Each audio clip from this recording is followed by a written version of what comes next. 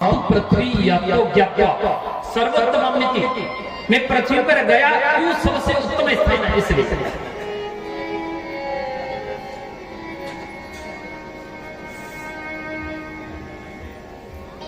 सबसे अच्छा स्थान है पृथ्वी, उसमें भी कलियुग सबसे अच्छा है। हमारी मनोवृत्तियों को बदलने तो कलियुग अच्छा है, मनोवृत्ति नहीं बदली तो कलियुग बुरा।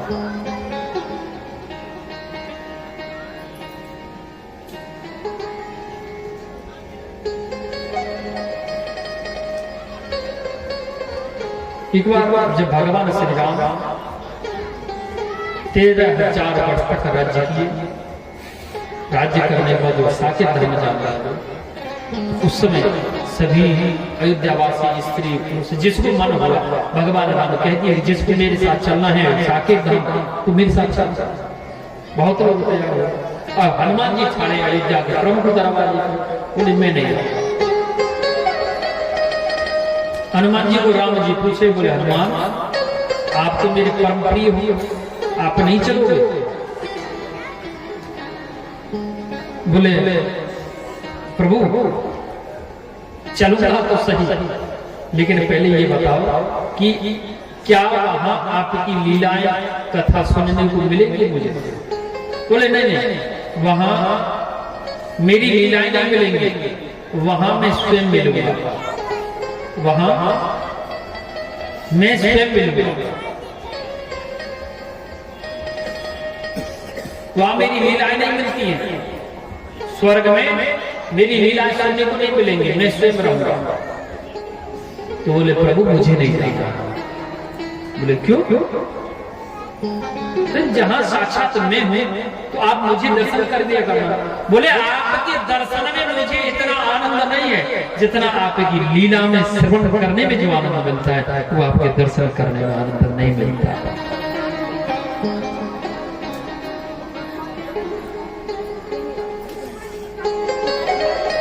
श्री भगवान राम हनुमान जी को वरदान दिए कि आप अजर अमर रहेंगे और आप कलयुग के अंत तक मृत्यु लोक में निवास करेंगे। आज भी कलयुग में 8 लोग अजर अमर हैं, विज्ञान नहीं मानता इस बात। अस्वस्थामा बलिर्व्यास, अस्वस्थामा हनुमान विभीषण कृपा परशुरामश्च सप्तहि चिरजीविता। ये 8 व्यक्ति चिरंजीव है। अस्वस्थामा बलिर्व्यासो, एक तो श्री द्रोणाचार्य पुत्र कृपी का बेटा श्री अस्वस्थमा, एक है प्रहलाद जी के पोता विरोचन पुत्र राजा बलि जो पाताल में है, एक है भगवान के अंश अवतार महर्षि वेदव्यास, एक है लंकापति विभीषण, एक है कुरुवंश के कुल पुरोहित महर्षि कृपाचार्य, एक है भगवान ब्राह्मण कुल भूषण नारायण भगवान के अंश अवतार भगवान परशुराम, एक है ब्रह्मा जी के पुत्र महर्षि मार्कंडेय, और एक है मां भागवती सीता के परम प्रिय पुत्रवत और भगवान के राम के परम भक्त श्री वीरभद्र नवली। 8 पुरुष चिरजीव है। 8 व्यक्ति आज भी जीवित है।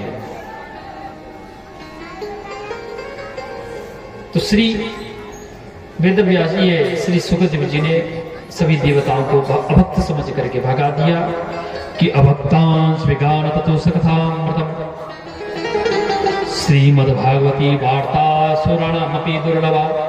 श्रीमद्भागवत महापुराण स्वर्ग में रहने वालों के लिए दुर्लभ है, इसलिए आप चले जाए।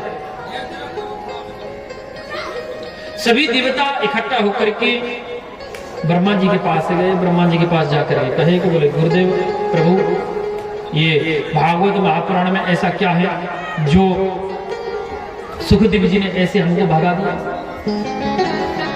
ब्रह्मा जी समझ गए, ब्रह्मा जी समझ गए कि देवताएं भेद होती है।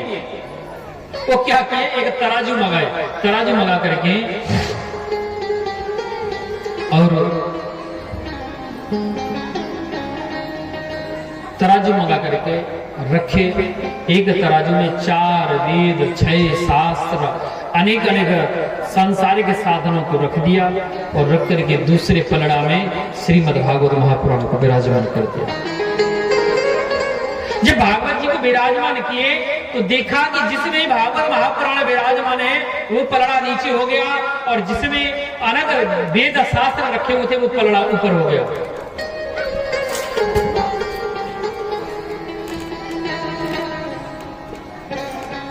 अब बाबू अब ये बताओ नीचे कौन होता? भागवत जी का पलड़ा हल्का था इसलिए नीचे हुआ या भारी था? भारी था इसलिए नीचे हुआ। इसका अर्थ ये हुआ कि जो नीचे होता वो भारी होता और जो ऊपर होता वो हल्का होता है ना। आप कहाँ हैं? अच्छा आप कहाँ बैठे हैं?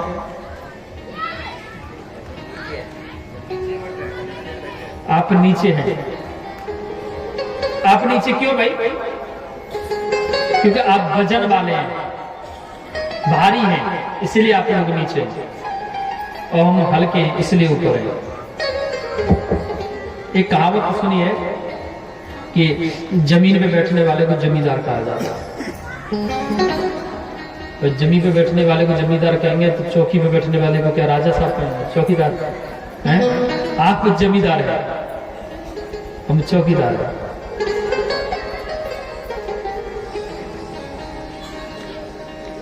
तो ब्रह्मा जी कहे श्रीमद्भागवत अयम प्रत्यक्ष श्री कृष्ण वही। बोले देवता ये भागवत महापुराण कोई पोथी नहीं है, साक्षात श्री कृष्ण है वही, स्वयं साक्षात श्री कृष्ण है। बोली भागवत महापुराण की जय। ये भागवत महापुराण का ज्ञान सबसे पहले नारायण भगवान ने ब्रह्मा को दिया, ब्रह्मा जी ने नारद जी को दिया और लेकिन नारद ने भागवत को प्राप्त किया था अपने पिता ब्रह्मा से। लेकिन इसका जो श्रवण करने का विधि है, सार है, उसको प्राप्त किया अपने भैया श्री सनत कुमार से। एक समय की बात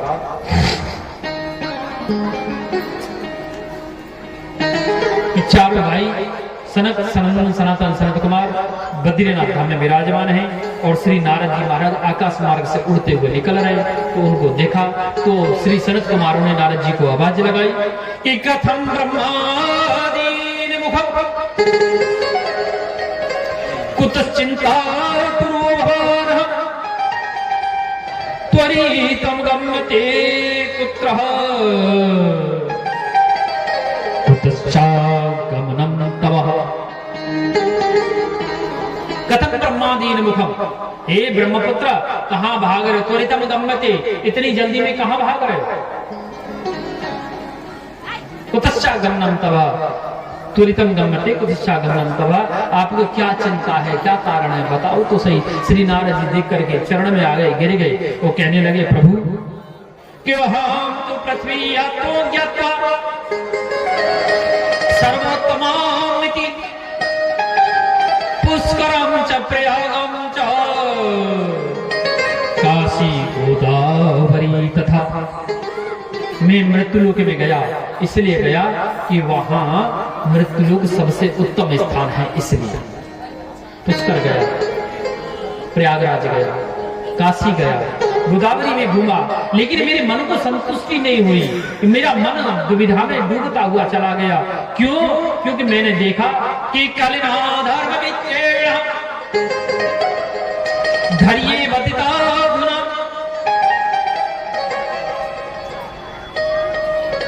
ना पश्य कुतश्च चर्मं मनसंतोषकारकम्। मेरे मन को संतुष्टि नहीं हुई। क्यों नहीं हुई? कलना धर्म मित्रेणा, जो अधर्म का एक मित्र है कलयुग, उसने मनुष्य की बुद्धि को विकृत कर दिया। इतना विकृत कर दिया है प्रभु कि भैया भैया का प्रेम नष्ट हो गया, भैया भैया के साथ छल करने लगा, पिता पुत्र के साथ छल करने लगा, पड़ोसी पड़ोसी के साथ छल करने लगा।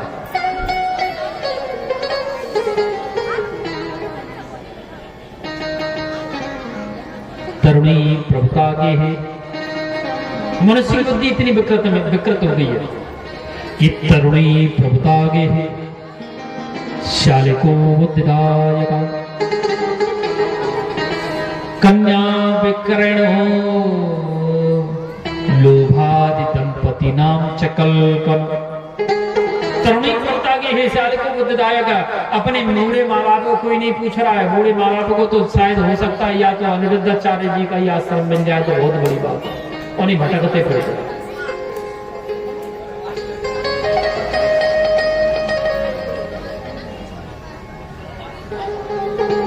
अररिया जिला में एक पूर्वी ठाटा नाम का एक पंचायत है, हम भागवत को गए थे। वहां से वहां का व्यक्ति की ससुराल दूसरे जगह थे।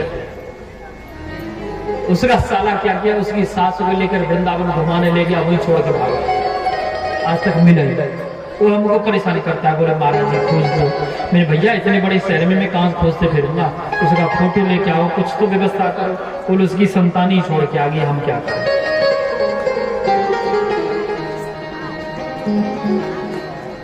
भैया भैया का प्रेम नष्ट हो गया, पड़ोसी पड़ोसी का प्रेम नष्ट हो गया।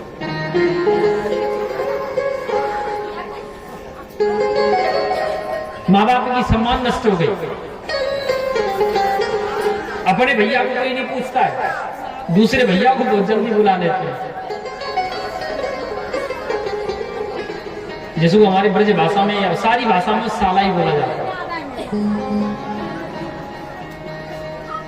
और कहावत है ब्रज में, बिहार में बोलते हैं आप लोग ताखा, दीवार में जो आरे अलमारी बनाते हैं ना, आप लोग ताको बोलते, ताको बना लियो, है ना। लेकिन हम बोलते हैं आरो। दीवार में आरो और घर में सारो, जा घर में सारो बैठो ना, घर को सत्यानाश होना निश्चित है, कोई बचा नहीं सकता।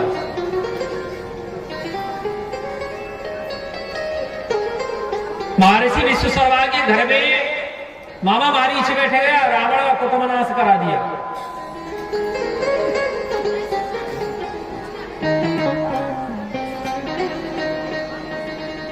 गांधारी बहन के घर में, धृतराष्ट्र के घर में मामा शकुनी बैठ गया, कुटुम्बनाश करा दिया। केचंद महाराज के आला उदल जो प्रसंग आता है, उनके घर में उनके मामा श्री माहिल जी बैठ गए तो देखो सत्यानाश करा दिया। ये तो अभी कलयुग की बात है।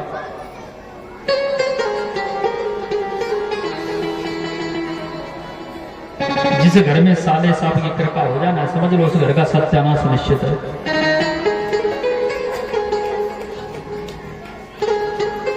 सारो साड़ू ससुर ससुराल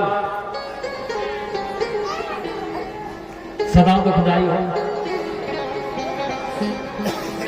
दूर है ना बच्चे को।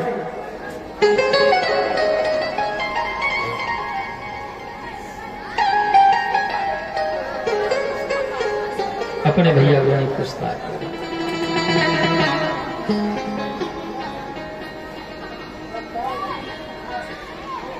अपना अपना ही होता है, याद रखना। कितना भी बड़ा दुश्मन। एक गांव था, तो यहां भी होगा, पहले यहां भी था। बाकी जहां से आप लोग उत्पन्न हुए हैं वहां बहुत ज्यादा है। बुंदेले में कुआं से ही ज्यादा प्रयोग होता था। ब्रजमंडल में भी कुआं है, तो माताएं कुआं से जल लेके आती थी। तो रस्सी में गगरी बांध करके, मटकी बांध करके फंसाती थी पानी लेने के लिए कुआं में। और कुआं में जैसी गगरी जाती, मटकी जाती और खींचती तो रस्सी आती, मटकी गायब हो जाती। अब ये बात गांव में फैल गई कि इस कुआं में कोई ना कोई भूत जिंद रहता है, कोई आसुरी शक्ति रहती है, मटकी जाती है, मटकी लौट के नहीं आती। अब क्या करें, कैसे पानी पिए? अब सबने निर्णय लिया कि बोले भैया ऐसा करो कि यहाँ में घुस के देखो कुआं में क्या चीज है। कोई नहीं जाता। एक नवजुवक ने हाँ करी, बोले भैया मैं चला जाऊंगा, मेरी कमर में रस्सी बांध दो, मैं इसमें घुस जाऊंगा। बोले भैया ऐसा कर, रस्सी हम बांध रहे, हम पकड़ लेंगे, रस्सी डूब नहीं देंगे, कोई बात हो ना, रस्सी हिला देना। बोले ना, गांव वाले रस्सी पकड़ेंगे ठीक है,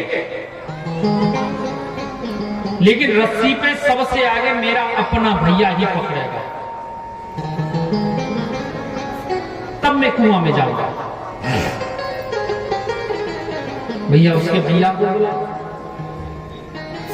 भैया आए, रस्सी को बोले ऐसे चलाते हैं भले आदमी, तेरो भैया अंदर कुआं में जावे के रो, और तू जो रस्सी पकड़। मैंने रस्सी पकड़ी, सबसे आगे लग गया रस्सी पकड़ने में, और धीरे धीरे रस्सी को छोड़ते गए और अंदर गई रस्सी। अंदर देखा कि कुआं में एक ताखा बना हुआ था, एक बंदर गिर गया था, वो बेचारा ताखे में बैठा रहा। अब ऊपर निकलने का जगह नहीं थी, कैसे निकलता? और जो मटकी जाती तो उसको तोड़ देता था। सौभाग्य से उस व्यक्ति के जो धोती है उसके पल्लू में बने हुए थे चने उसको दिखाए, बंदर उसके सिर पे आके बैठ गया। उसने नीचे से रस्सी को हिलाया। अब गांव वालों ने सोच लिया कि इसमें कोई भूत आ गया।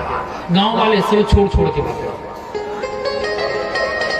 लेकिन खुद के भैया ने रस्सी को नहीं छोड़ा, खींचता रहा, ताकत लगाता रहा। धीरे धीरे करके जैसे तैसे अपने भैया को बाहर निकाला। देखा कि उसके सिर पे एक बंदर बैठा हुआ है। फिर गांव वाले सब इकट्ठे हो गए, बोले देखो, इसीलिए मैंने अपने भैया को कहा था कि अगर कोई कष्ट समय आएगा ना, सब गांव वाले रास्ता कर जाएंगे, लेकिन मेरा अपना मुझे छोड़ के नहीं जाएगा।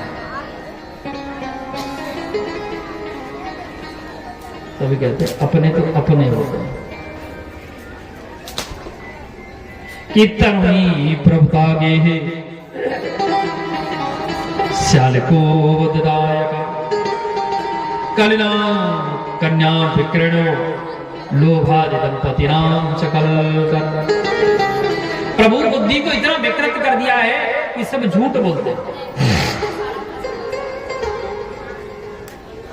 प्रभु मैं घूमते घूमते जब श्रीधाम वृंदावन में आया तो मैंने एक कौतूहल देखा, एक विचित्र दृश्य देखा। एक सुंदर स्त्री है, बैठी बैठी रो रही है। कुछ सुंदर स्त्रियां उसकी हवा कर रही है। दो बूढ़ा पुरुष व्यक्ति उसकी दोनों घुटना में सिर रख करके सोया हुआ है, अचेत है, बेहोश है।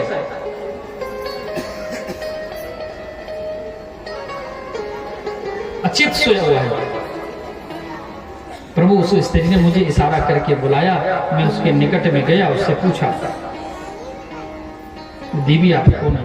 तो उसने कहा कि उत्पन्नो द्रविड़ साह वृद्धि कर्नाटके गता क्वचिन क्वचिन महाराष्ट्रे गुर्जरे कीर्ता गता।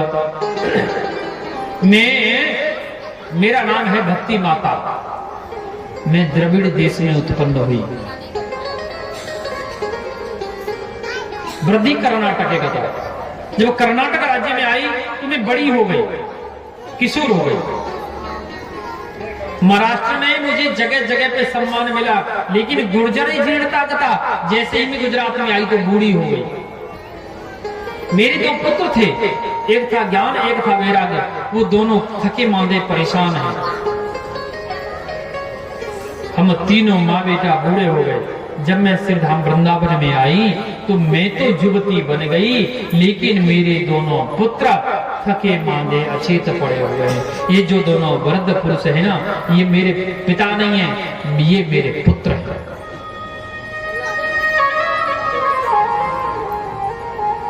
दोनों मेरे पुत्र हैं। प्रभु मैंने भक्ति का पाठ किया, वेदांत का पाठ किया, लेकिन मन को संतुष्टि नहीं हुई। तो मुझे आकाशवाणी सुनाई आई, सत्कर्म सूचको नूनः। सत्कर्म करो। प्रभु मैं इसलिए आपकी शरण में आया हूं, मेरी रक्षा करो। श्री सनत कुमार कहने लगे कि सत्कर्म सूचको नूनम ज्ञान यज्ञ स्मृतो बुद्धि श्रीमद्भागवती वार्ता सुराण स्वश्री सतगीता सुका देवी। सबसे बड़ा सत्कर्म है श्री सुखदेव जी के मुख से निकलने वाली श्रीमद् भागवत गीता। उसका अनुसरण करो तो कल्याण हो जाएगा। बोले तो कैसे करना है? बोले आनंद घाट पे करो। हरिद्वार में गंगा के किनारे आनंद नामक घाट है। सुंदर व्यास गद्दी बनाए, व्यास मंच बनाए। वक्ता के स्वरूप में चारों भाई सनक सनंदन सनातन सनत कुमार बैठे गए। इधर श्रोता के स्वरूप में देवर्षि नारद बैठे गए। तीन जो है आसन बिछाए माता भक्ति देवी के लिए, ज्ञान के लिए, वैराग्य के लिए। श्री नारद जी कहने लगे, हे माता भक्ति देवी, आपके कष्ट निवृत्ति के लिए और ज्ञान वैराग्य के बुढ़ापा दूर करने के लिए मैं भागवत कथा का आयोजन कर रहा हूं। आप आकर ये कथा को सुन। भक्ति देवी दिखाई नहीं दी। आप जहां यहां पर भागवत कथा का आयोजन हुआ, आप लोगों ने किया क्या? यह भक्ति माता है, ये ज्ञान वैराग्य है। यहां वो कथा सुनने के लिए आए हैं कि नहीं आए, इस बात का प्रमाण है आपके पास? प्रमाण है। भक्ति ज्ञान वैराग्य अगर इस पंडाल में उपस्थित नहीं होते तो आप लोग यहां नहीं होते। भक्ति देवी सामने नहीं आता, हमारे अंतःकरण में निवास करती है। जब हमारे अंतःकरण में भक्ति देवी का प्रकट्य हुआ तो हमें जो है ज्ञान की उत्पन्न जो है प्राप्ति हुई। भक्ति ने हमें घर से निकाला, ज्ञान ने लाकर के पंडाल में बैठाया और वैराग्य ने अज्ञान रूपी अंधकार को दूर कर दिया। तीनों उपस्थित हैं।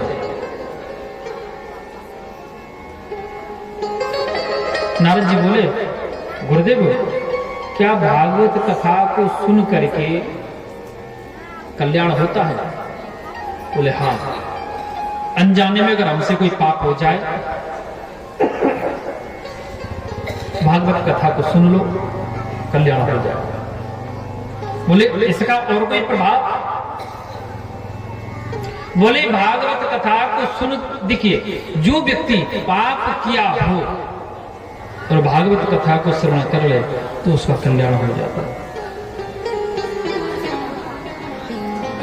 नारद जी बोले, गुरुजी ये बात मेरी समझ में नहीं आई कि हमने पाप भी कर दिया, पाप भी हमसे हो गया, चाहे वो जाने में हुआ हो चाहे अनजाने में हुआ हो, और भागवत कथा का आयोजन कर लें, श्रवण कर लें तो कल्याण हो जाएगा। ये मेरी बात समझ में नहीं आई। बोले सुनो। सनत कुमार कहने लगे, ये मान का पाप कृतरंत सर्वदा, ये मान का पाप कृतरंत सर्वदा, सदा दुराचार ताप मार्ग, क्रोधाग्नि दग्धा कुटिकाश्च कामिना, सप्ताह यज्ञेन कलो पुनन्तिते। बोले जो मनुष्य, एक जीव जो है, एक मनुष्य स्त्री हो या पुरुष हो, हमेशा पाप कर्म करते रहा हो, पाप कृतरंत सर्वदा, हमेशा पाप कर्म में ही लगा रहता हो, सदा दुराचारता विमार्गा, गलत रास्ते पे चलता हो, दुराचारी हो, दुष्ट हो, क्रोध अग्नि तगदा, क्रोध की अग्नि में जलने वाला हो, हमेशा क्रोध में रहता हो, कुटिकाश्च कामिनः, कुटिल हो, कामी हो, सप्ताह यज्ञेन कलो पुनन्तिते। अगर वो मर जाए, कुटिल कामी दुष्ट दुराचारी पाप कर्म करते करते मर जाए तो उसको जो है सदगति नहीं हो सकती, उसको पिशाची योनि में जाना ही पड़ेगा।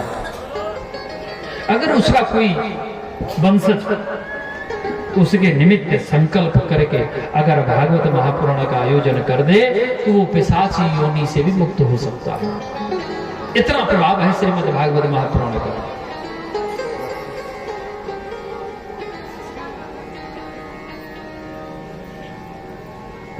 नारद जी बोले ये बात तो मेरी समझ में नहीं आई।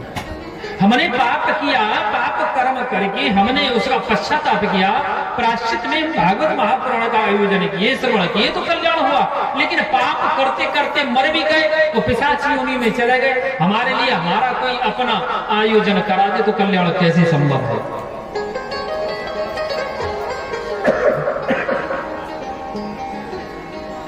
संत कुमार कहने लगे नारद एक प्रसंग है। एक तुंगभद्रा नदी है। तुंगभद्रा नदी के किनारे में एक उत्तम नामक नगर है। वो नगर में एक ब्राह्मण रहता है कि तुंगभद्रा तटे पूर्वम भूतवत्तनमच्चया यत्रा स्वधर्मेण सत्य सत्कर्म तत्परः। तुंगभद्रा नदी के किनारे पे जो उत्तम नाम का नगर है उसमें एक आत्मदेव नामक के ब्राह्मण रहते। आत्मा देवतो दर्शनम, जो आत्मा में देवता का दर्शन करे उसका नाम आत्मदेव है। आत्मदेव जी महाराज बड़े विदुषी हैं, ज्ञानी हैं, संतोषी ब्राह्मण है। उनका नित्य का कर्म कि वो चले जाते बेचारे अपने यजमानों में पूजा पाठ कराने के लिए, कर्म कांड कराने के लिए। उनकी पत्नी जिनका नाम है धुंधली देवी, यथा नाम तथा गुण, जैसा नाम है वैसा ही उनका गुण है। पंडित जी चले जाते पूजा पाठ कराने, धुंधली देवी रह जाती अकेली, किसी के बेटा को मारती, किसी की बेटी को मारती, किसी का सामान तोड़ती, किसी का सामान चोरी करती। उसका नित्य कर्म। जब देखती कि शाम के 4 बजे के पंडित जी आने वाले होंगे, जल का लोटा लेकर के दरवाजे पे खड़ी हो जाती कि पंडित जी आ रहे होंगे। ऐसे खड़े हो जाती मानो माता अनुसुईया अत्रि मुनि का स्वागत करने के लिए खड़ी हो।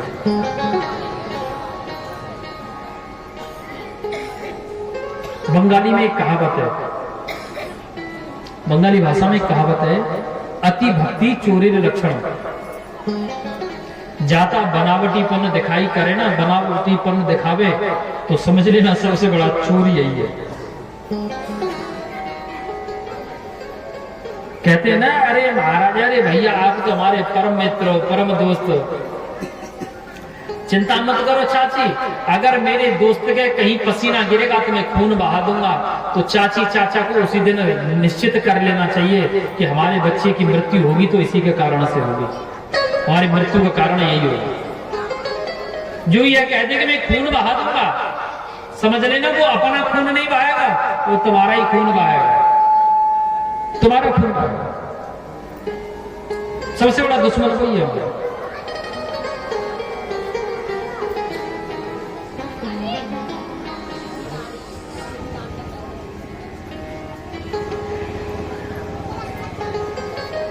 एक दिन का समय, एक दिन पड़ोसी आया। पड़ोसी आकर पूछा, बोले पंडित जी एक बात बताओ। बोले कहा? बोले आप हर 15-20 दिन में तुलसी का बिरवा लेकर के आते हैं लगाने के लिए, लेकिन क्या होता है, क्या कारण है जो आपके घर में तुलसी मैया नहीं चलती, जिंदा नहीं रहती, मर जाती है?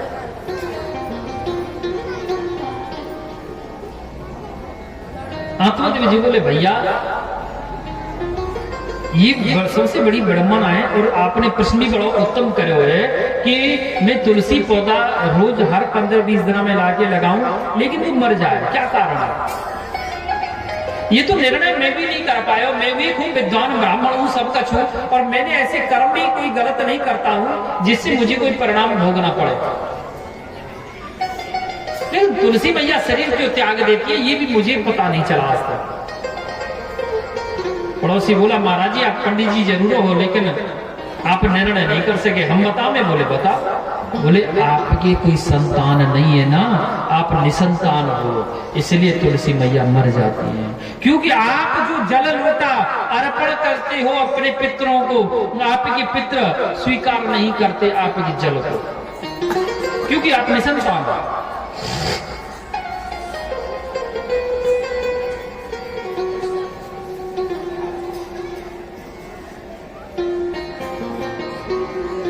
पंडित जी बोले जिनको संतान नहीं होती उनको देवता प्रसन्न नहीं रहते।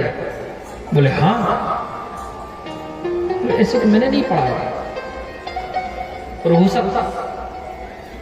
पंडित जी के मन में ये बात घर बना ली और पंडित जी को मन अंदर ही अंदर परेशान रहने लगे कि वास्तव में मेरी भी कोई संतान नहीं।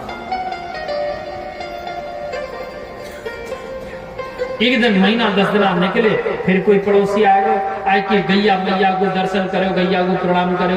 बोले पंडित जी, बोले हाँ, आते 2 साल पहले मैं गौ माता को दान करो। आप कहे जब मेरी मैया को मृत्यु हुई तब मैंने गौ दान करो है, और आज तक मैया ने कोई बच्चा बच्चिया को जन्म नहीं दियो।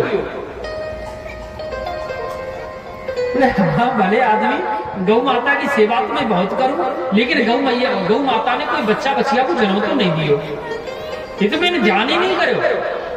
मैं तो गौ माता की सेवा में लगे रहूं। अरे बोले भले आदमी, पंडित जी इतने विद्वान ब्राह्मण है कि आप इतने अज्ञान बन रहे हो। अरे गौ माता कहां से बच्चा बच्चिया को जन्म देगी? जब तुम्हारे कोई अपना बेटी बेटा नहीं है तो गौ माता कहां से दे? ये बात अब पंडित जी के मन में बैठे हुए, दुखी होकर के एक दिन आत्मदेव जी महाराज घर छोड़ करके निकल गए, जंगल में गए, रोने लगे। एक पेड़ के नीचे बैठे बैठे रो रहे।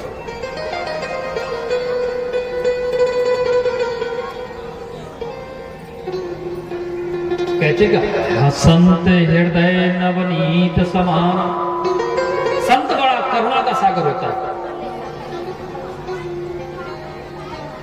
एक साधु निकल के जा रहे हैं, आत्मदेव जी को देखे। संत बड़े विद्वान थे, बड़े त्रिकालदर्शी थे। उन्होंने आत्मदेव जी के मस्तक की ललाट की रेखाओं को देखा। अरे इनको तो 7 जन्म तक संतान नहीं है। आकर के पूछने लगे, संत से रहा नहीं गया, पूछे कि कथम रोदि संविप्रम त्वं कास चिंता बलियसि वदस्त्वं सत्वरम अहं दुःखस्य सुख स्वस्य दुःखस्य कार। हे विप्र, हे ब्राह्मण, कथम रोदि संविप्रम त्वं, आप क्यों रो रहे हो? बताओ सब सही। स्वस्य दुःखस्य कारणम, अपने दुख का कारण बताओ। आत्मदेव जी चरण में गिर गए, बोले महाराज मेरी कोई संतान नहीं है, इसलिए रो रहा हूं। अरे मैं जो जल अर्पण करता हूं पितृ देवताओं को वो स्वीकार नहीं करते। जो मैं गौ माता की सेवा करता हूं गौ माता फल नहीं देती, मेरी संतान नहीं है, इसलिए। बोले आत्मदेव ये तुम्हारा भ्रम है, ये तुम्हारा भ्रम है कि मेरे कोई संतान नहीं है। अरे भगवान ने संतान दी तो कृपा कर दिए, और भगवान अगर संतान नहीं दिए तो बहुत बड़ी कृपा कर दिए। क्योंकि संतान दे, एक दे, चाहे 7 जन्म के बाद दे। गोविंद से यही प्रार्थना करो कि प्रभु आप संतान बन के आना, चाहे 7 जन्म तो क्या 700 जन्म के बाद आना, लेकिन संतान बन के आप ही आना।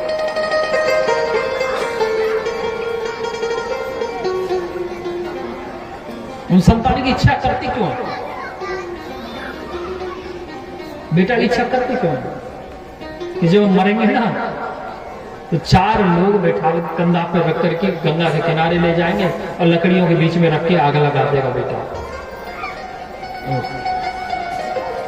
गंगा के किनारे ले जाएंगे मार करके, मर जाएंगे जब उठाएंगे, कांटी पे रखेंगे, अर्थी पे रखेंगे, गंगा के किनारे ले जाएंगे तो बेटा जाकर के आग लगा देगा। और जब आग लग करके सिर फट जाएगा, सिर जल करके फटेगा तो 1 लोटा जल लेकर के उसमें डाल देगा। इसलिए हम जो है संतान की इच्छा करते हैं।